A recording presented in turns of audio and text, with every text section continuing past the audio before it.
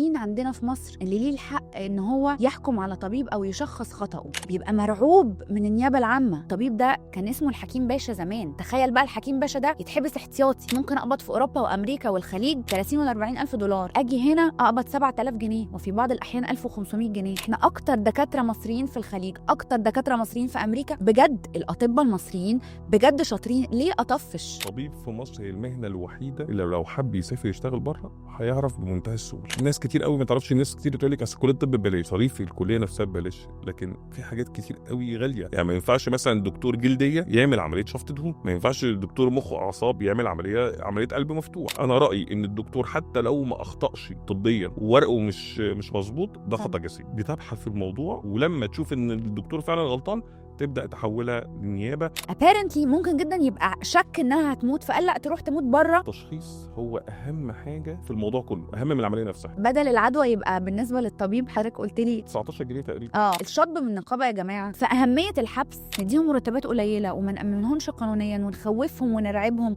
وعلى طول، طب ما طبيعي هيتفشوا.